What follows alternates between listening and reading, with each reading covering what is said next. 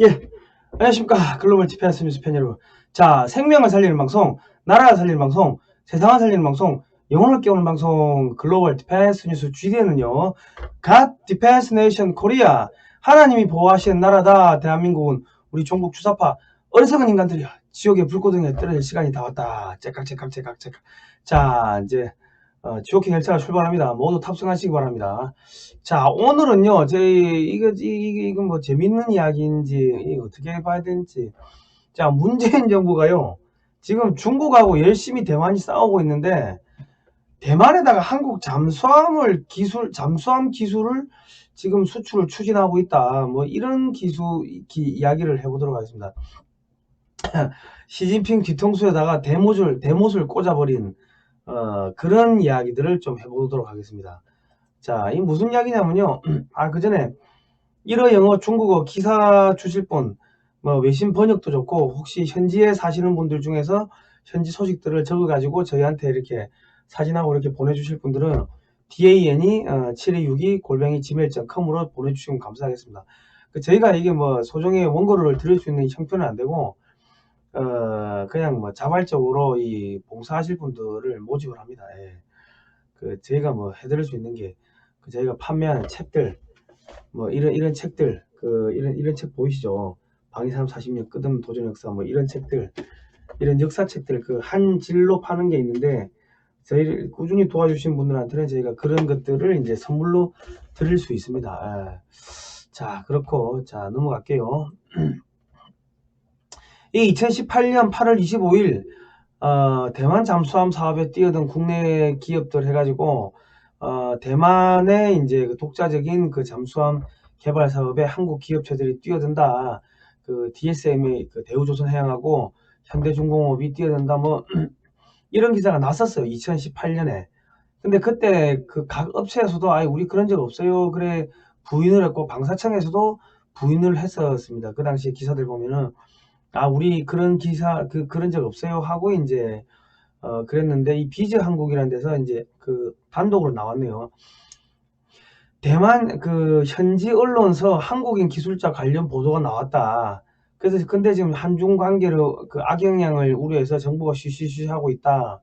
근데 지금 대만에서 개발하는 잠수함 개발 사업에 한국인 기술자들이 참여하고 있다. 뭐 이런 이야기가 보도가 됐습니다. 이게 이제 무슨 이야기냐면 2018년 8월 16일 날 정부의 기술 수출 허가를 받고서 서울 타이페이 대표부에서 IDS, 그러니까 대만의 잠수함 개발 사업과 관련한 간단한 브리핑을 대만 해군을 상대로 가졌다고 보도되기도 했다. 그러니까 뭐 우리 업체 대표단들이 2018년 8월 16일 날 우리 정부의 기술 수출 허가를 받고서 대만에다가 이제 우리 잠수함 만들 때 한국 기술 좀 써라. 뭐 계약은 어떻고 성능은 어떻고 이런 이야기를 설명을 했다는 기사가 났는데, 대우조선하고 현대중공업 그런 사실이 없다고 부인했다. 그런데 여기를 보시면은 이게 지금 최근에 이 IDS 사업에, 그러니까 대만 잠수함 사업에 한국인 기술자가 참여하고 있다는 사실이 이제 대만 언론을 통해서 이제 최근 보도되었습니다. 3월 12일 날 대만 상보의 보도에 따르면 일본, 한국, 이탈리아, 독일 국적 잠수함 관련 기술자들이 대만 남부의 까오슝시에 있는 위치한 호텔에 들어가려고 했는데 코로나19 때문에 숙박이 거부되고 있다. 코로나 때문에 기술자들이 못 들어가고 있는데, 거기는 일본, 한국, 이태리, 뭐 독일에서 온 잠수함 기술자들이 이 호텔에 못 들어가고 있다고 대만 상보에서 보도를 했다는 거, 3월 12일 날. 그런데 이게 지금 5월 25일 날 기사가 이렇게 나왔습니다. 보시면은 보시죠. 5월 25일. 그러니까 3월 12일자 기사가 5월 25일 날 나왔다는 게, 이게 좀 석연치 않은 부분이 없잖아 있습니다. 근데 이게 지금 그러니까 현대중공업 기술자인지 아니면 대우중공업 기술자인지 알 수는 없지만은, 보도에 따르면, 대만의 보도에 따르면 한국 기술자들이, 잠수함 관련 기술자들이 호텔에 못 들어가고 있다. 뭐 이런 기사가 나왔다는 거죠. 근데 지금 이 과거에는 이제 대만이 잠수함을 가지려고 할 때 미국이 중국의 뭐 입장을 배려해서 야 이거 안 된다. 이거는 공격용 잠수함이기 때문에 안 된다. 뭐 그렇게 이제 거부를 했다는 거죠. 그러니까 이제 2000년대 초부터 미국으로부터 잠수함을 들여오기 위해 막대한 컨설팅 금액을 내면서 다양한 협의를 진행했었는데, 하지만 미중 관계로 인해 진행이 지지부진했다. 그런데 도널드 트럼프 미 행정부가 들어서면서 상황이 반전됐다. 그러면서 이제 대만의 독자 잠수함 개발 속도가 쭉 빨라졌다는 거죠. 미 국무부가 대만의 잠수함 개발 및 건조에 필요한 마케팅 허가를 내주면서 길이 열렸다. 이후 세계 여러 나라의 기술자들이 데려와 IDS 개발에 나서고 있다. 이래 되어 있습니다. 그러니까 잠수함의 개발 및 건조와 관련된 많은 부분 가운데 우리나라 기술자들은 특히 건조와 관련된 기술을 도움을 주고 있다고 대만 내 소식통은 전하고 있다.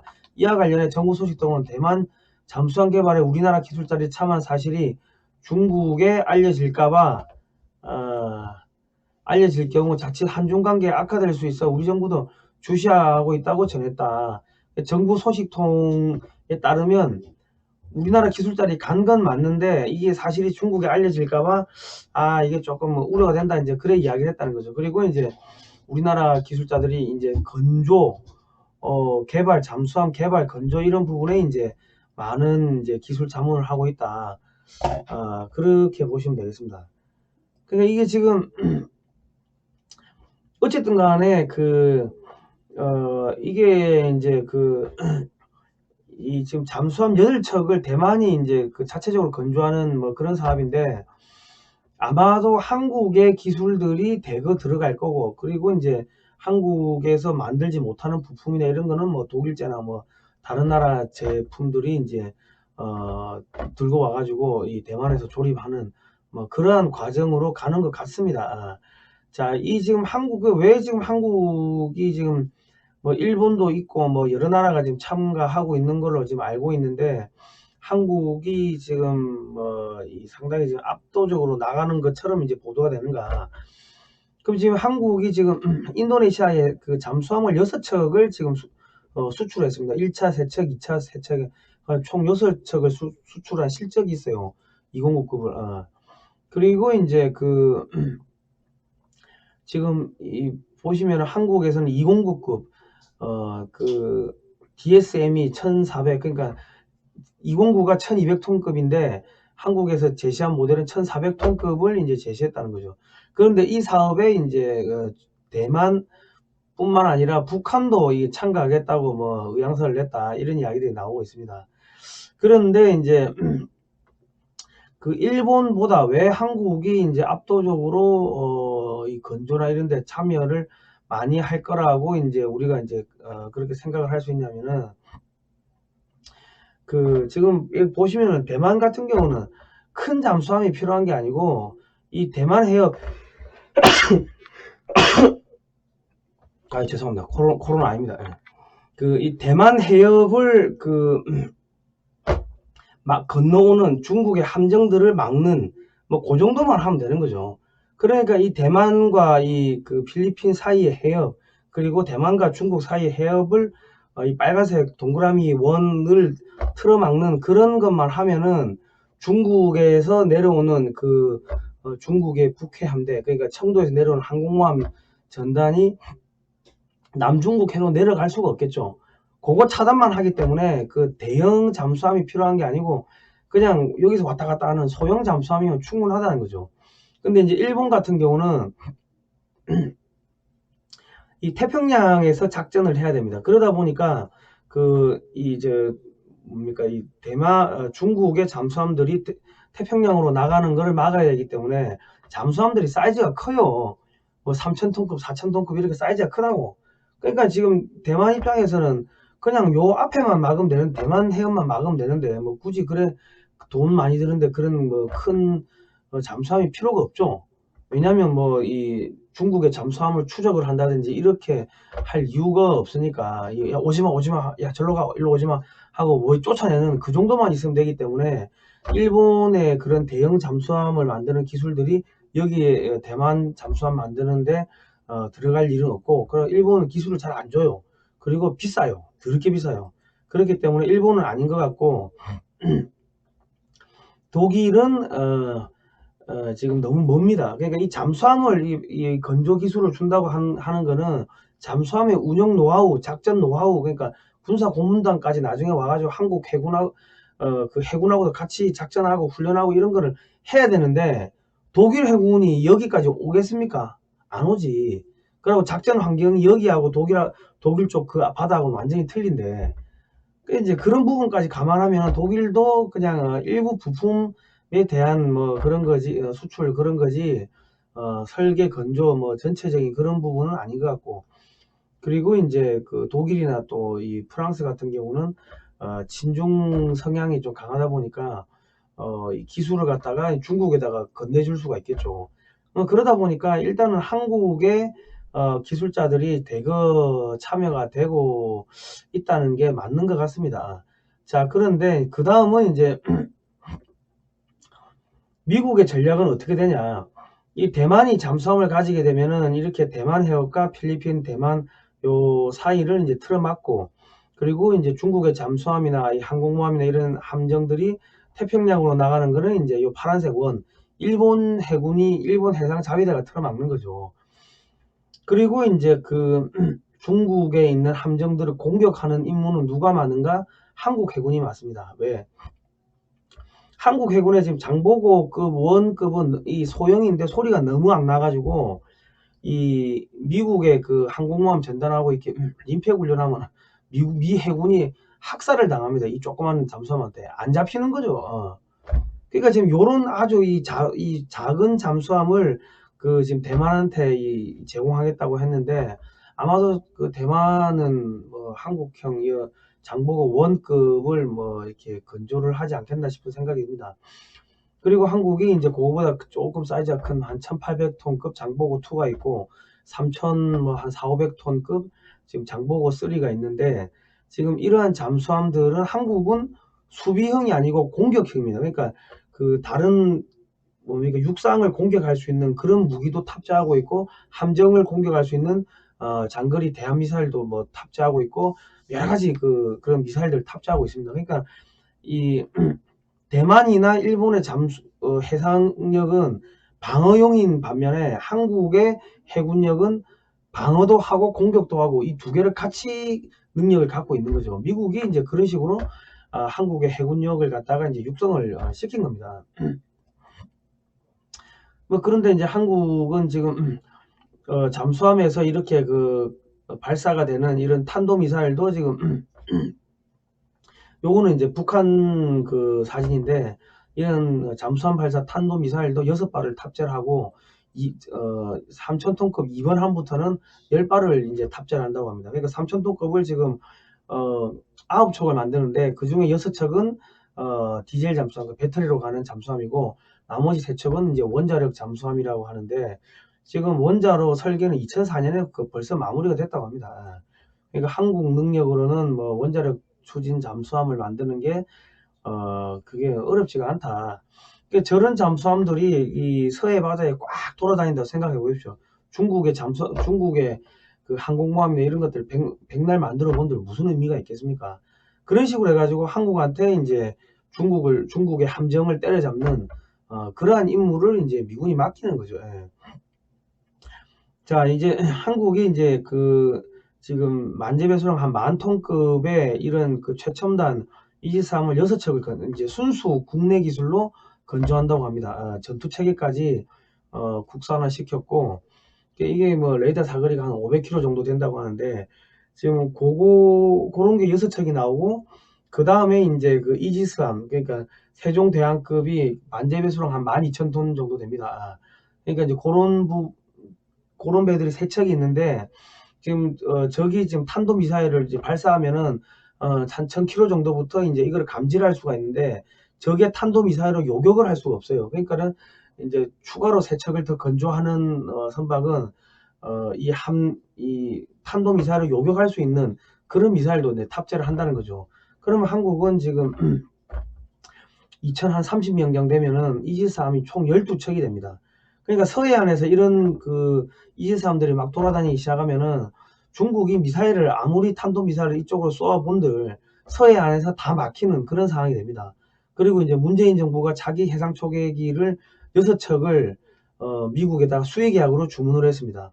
근데 이제 이 포세이돈이라는 이 대잠 초계기 여기 보시면은 이런 뭐 미사일 어뢰 이런 것들을 그냥 뭐 기관총처럼 이제 쏘아 제끼는 거죠.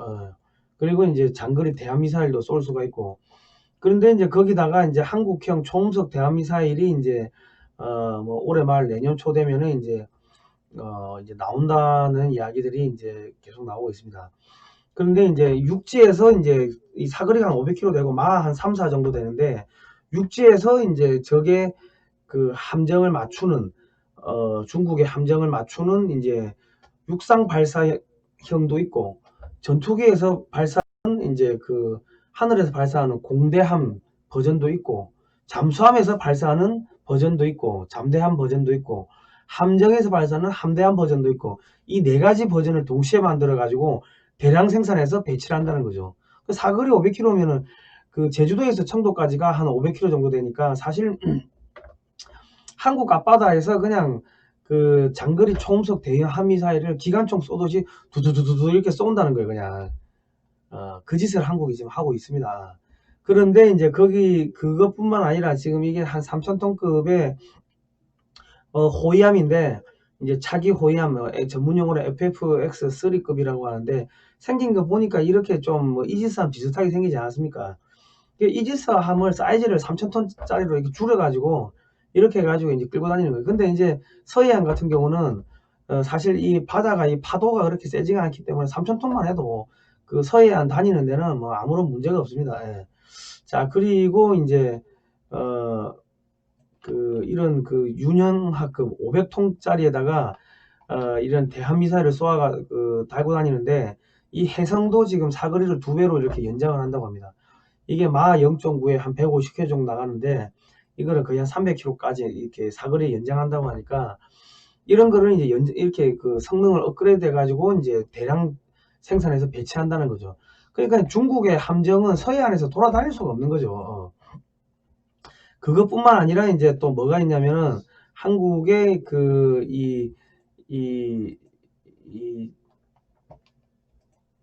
한국의 지금 한국에 그러니까 미사일을 한 100발 정도를 배 함정에다 탑재해 놓고 전투가 딱 발생하면은 버튼만 누르면 미사일 100발이 그냥 동시에 날아가는 그런 함정을 한 3척 정도 만든다는 거예요. 이게 미사일 한 300발이 동시에 날아간다 생각해 보십시오. 그거 못 막죠. 그런 것도 하고 지금 뭐 한 4만 톤급의 한국형 항공모함을 만든다. 그러고 있고 지금 이게 지금 KF-X라고 그 한국에서 만드는 차기 전투기입니다. 스텔스 전투기인데 이걸 우리 전문용어로 이제 뭐 4.5세대형이라고 하는데 여기에다가 사거리 300km급 뭐 공대공 미티어라는 그 미사일을 또 탑재를 한다고 합니다. 300km 같으면은 이게 그냥 뭐 군산 앞바다에서 쏘고 가면은 뭐 중국에서 나오는 전투기들 다 맞춘다는 거죠. 그 스텔스기고 하니까 안 보인다는 거죠. 이 F-35보다 이 KF-X가 사이즈가 더 큽니다. 더 크니까 더 멀리 갈 수가 있고, 그러니까 한국이 F-35A보다 사이즈가 더 큰 스텔스기를 이제 만드는데 처음부터 100% 스텔스가 안 되니까 이제 처음에는 뭐 한 절반 정도 스텔스하고 그 다음에 이제 좀 차츰차츰 스텔스로 완성도를 높인다는 거죠. 그리고 이제 한국 공군이 이 F-35A 스텔스기를 40대를 갖고 있고, 그리고 이제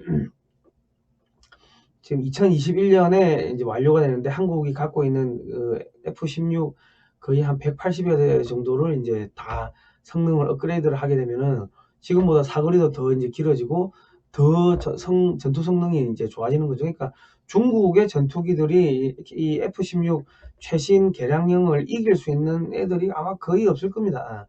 그런데 이제 거기다가 이제 또 F-15K도 성능을 업그레이드를 한다고 하는데 이게 성능이 업그레이드가 되면은 지금 뭐 공대공 미사일을 뭐 최대 24발을 탑재를 할 수가 있고, 뭐 SDV 유도 폭탄을 최대 28발을 탑재한다고 합니다. 그러니까 우리가 이 F-16을 한 60대 정도 갖고 있는데, 이게 지금 미사일 24발이면 10대만 뜨면은 미사일이 240발이 나간다는 거죠. 학살입니다, 학살. 그런데 이제 레이더도 그 A사 레이더로 바꾸고 하면은, 레이더 그 전투기 같은 경우는 200km 밖에서 탐지가 가능하고, 그리고 대형 수송기 같은 경우는 뭐 한 400km, 450km 밖에서 오는 그 비행기를 탐지를 할 수 있다는 거죠. 그리고 이제 적의 레이더를 마비시키는 전자전 능력도 수행을 할 수가 있고, 그런데 F-16도 이제 그런 기능을 다 갖추는데, F-16은 사이즈가 좀 작은데 비해서 F-15는 사이즈가 크니까 더 멀리 갈 수가 있으니까 사실 이게 동북아시아 깡패가 되는 겁니다. 그리고 지금 한국이 갖고 있는 이제 공중 조기 경보 통제기 PSI라고 하는데, 이게 지금 레이더 사거리가 한 400km 정도 되는데, 이것도 성능 개량을 하고, 성능 개량 플러스 알파로 추가적으로 한 2대를 더 도입을 한다고 합니다. 이게 무슨 이야기냐면은, 이게 400km 밖에서 지금 전투기가 날아오는 걸 봐요.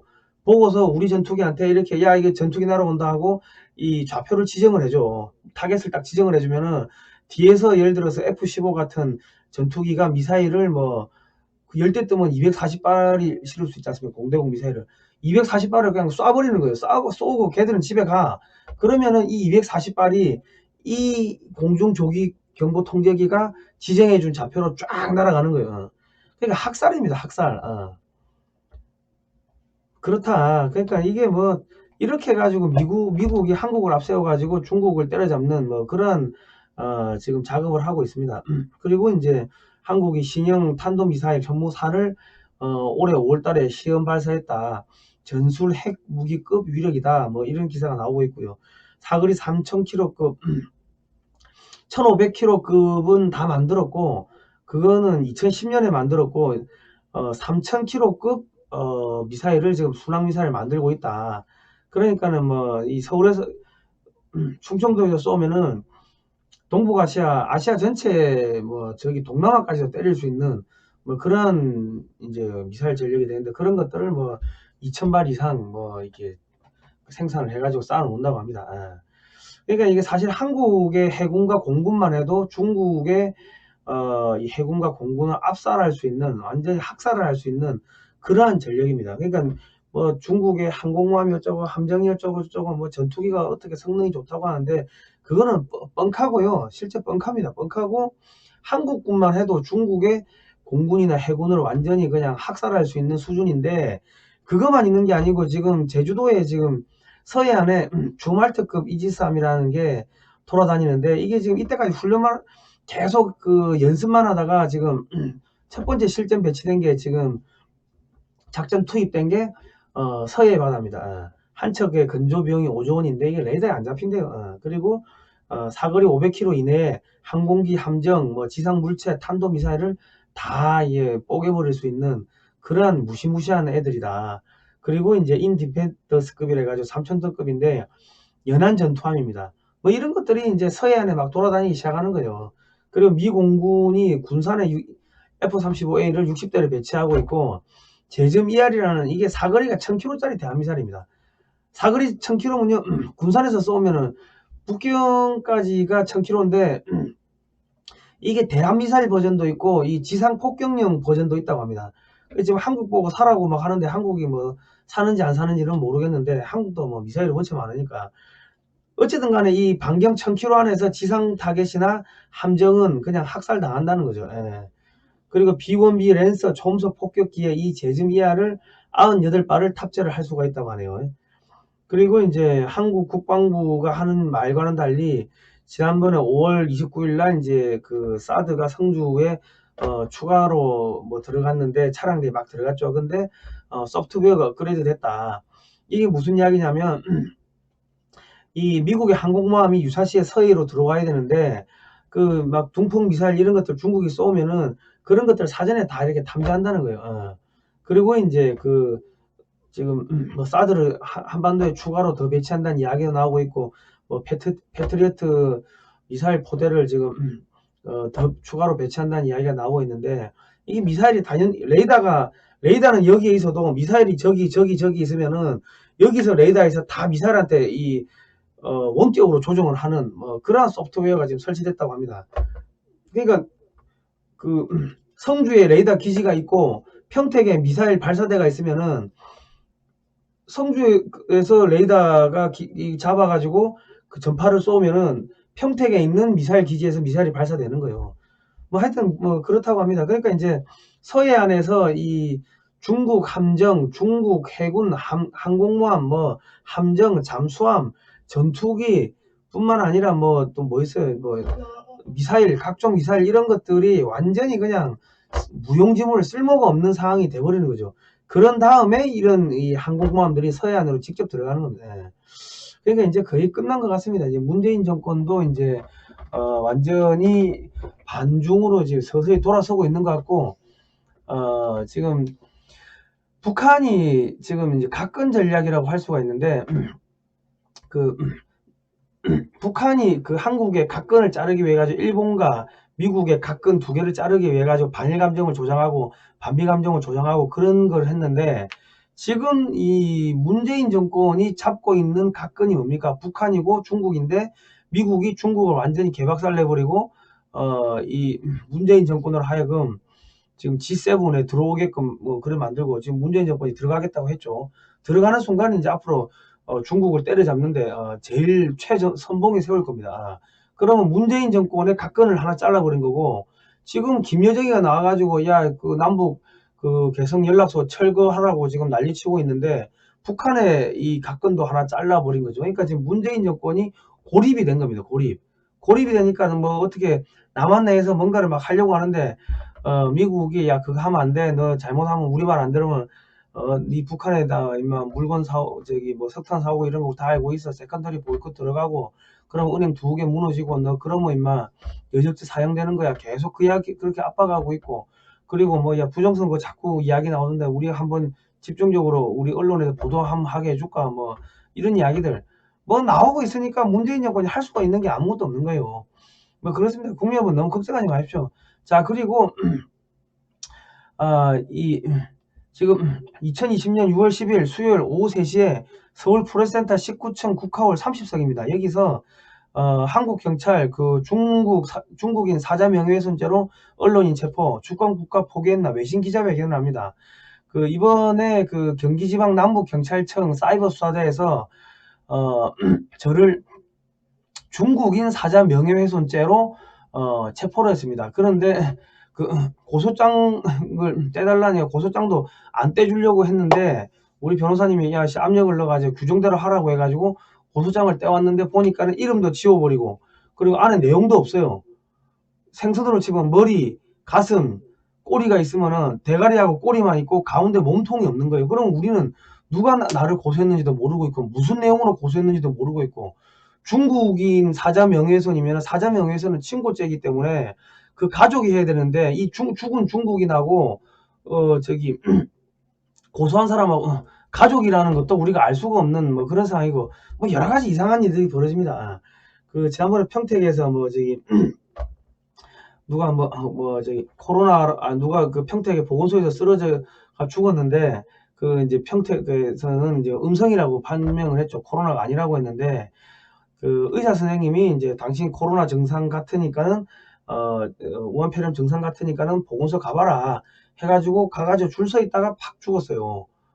그래서 제가 야 이거를 어떻게 정부 발표를 믿으라는 이야기냐, 우한폐렴으로 죽었다고 봐야 되는 거 아니냐 했더만은 그 유가족들이 이제 그 말 한마디 했다고 이제 고소장을 넣고, 정장선 평택시장, 민주당 출신 정장선 평택시장이 있는 평택시에서 제 그 발언을 갖다가 허위사실 유포라고 이제 또 사건 수사 의뢰를 한 거예요. 그런데 지금 경찰이 뭐 수사 자료도 뭐 제대로 복사 안 해주려고 이렇게 뭐 그러고 있고, 서울로 사건 이송해달라고 하니까 절대로 죽어도 못 해준다 하고 있고. 아니 서울로 오면은 죄가, 아니 뭐 평택에서 죄 지은 게 서울 오면 죄가 없어집니까? 아니잖아요. 뭐 서울에서 수사해도 되는데 무조건 평택에서만 해야 된다고 그렇게 어지를 쓰는 게, 이게 이제 사실은 이 언론 탄압이고 이 인권 유린이고 그런 거죠. 직권남용이고. 그래서 저희가 이제 그런 것들을 이제 외신 기자회견을 통해 가지고 전 세계에다가 알리려고 합니다. 여러분께서 17반으로 이제 좀 저희가 이게 왜 저희가 중요하냐면 이제 앞으로 중국인들이 와가지고 야 기분 나쁘다고 막 고소 고발할 수도 있습니다. 그렇기 때문에 이거를 초장에 틀어막아야 되는데 저희가 뭐 예산이 많이 부족하니까 여러분께서 좀 17반 후원을 해주시면은 저희가 또 힘내가지고 싸우겠습니다. 변호사 비용도 있어야 되고 통역 뭐 등등이가 비용이 좀 많이 들어가는데 여러분께서 17만 좀 후원해 주시면 감사하겠습니다. 자, 아무튼 간에 지금 문재인 정권이 종말이 다 와가고 있는 것 같습니다. 지금 뭐 최후의 발악을 하고 있는데 할 수 있는 게 별로 없어요. 별로 없고 그렇습니다. 여러분 이 책 대한민국 건국 전후사 바로 알기를 꼭 좀 사서 보시기 바랍니다. 이게 010-683-0325로 문자를 주시면 되는데 제가 왜 이 역사책을 사보라고 하시냐면 자국 합작의 실상, 9월 총파업과 10월 폭동, 제주 4.3 폭동 뭐 이런 내용들이 이 책에 다 들어 있습니다. 들어 있는데 이번에 지금 미국에서 일어난 폭동이 흑인 폭동이 알고 보니까 중국 애들이 했고 미국에 있는 중국 대사관 직원도 개입을 했고 뭐 이런 증거들이 계속 나오고 있습니다. 그래서 중국은 죽은 것 같아요. 이제 아작이 난 것 같다. 그리고 이제 방위산업 40년 끝없는 도전의 역사 이거는 이 책을 보시면은 우리 박정희 정권 때 중화공업 할 때 어떤 일들이 있었는지 뿐만 아니라 우리가 무기 개발하고 중화공업 할 때 그런 사진들도 어마어마하게 사진들이 많이 나옵니다. 사진들 나오고 자세하게 이렇게 내용들이 있고 하니까 이 책을 보시면은 한국이 중화공업을 어떻게 시도를 했고 어떻게 성공했으며 그렇게 해가지고 지금 우리가 이렇게 잘 살게 됐다. 그런 내용들이 국무회의 기록들하고 다 자세히 나옵니다. 그러니까 이거는 사실 이승만 박정희 대통령 때 기록들이니까 그 박정희 대통령을 사랑하시는 분들은 010-683-0325 010-683-0325로 문자 넣으셔가지고 방위산업 40년 끝없는 도전의 역사를 하시기 바랍니다. 요게 54,000원이고 택배비 포함 54,000원이고 요게 이제 18,000원입니다. 건국전후사가 18,000원, 요게 이제 54,000원. 그러니까 네이버에서는 윈윈 미디어 리박스쿨이라고 검색하고 들어가시면은 저희가 자세한 내용을 떼어놨습니다. 자, 여러분 책 사서 공부하시고요. 역사 공부하셔야 됩니다. 이제 문재인 정권이 끝나가고 있고 중국, 북한이 끝나가고 있습니다. 앞으로 대한민국이 이 최전방에 서는 나라가 될 겁니다. 그리고 이제 그 식사하실 때마다 북한에 있는 형제 자매들이 하루빨리 구원될 수 있도록 식사하실 때마다 북한 형제들 구원을 위해서 기도를 해주시면 감사하겠습니다. 자, 오늘은 여기까지 하도록 하겠습니다. 예, 고생하셨습니다. 예.